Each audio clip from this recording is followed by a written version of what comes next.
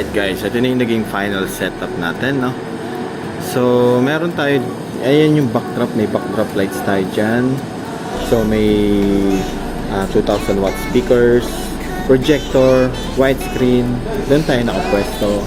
And then, may frontal lights tayo dito. So, cover niya yung buong event space. Ganda, oh. Grabe.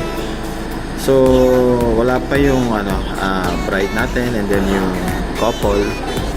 Wala pa sila. So, siguro papunta na yun, no? Pagkatapos ng ceremony. Yun.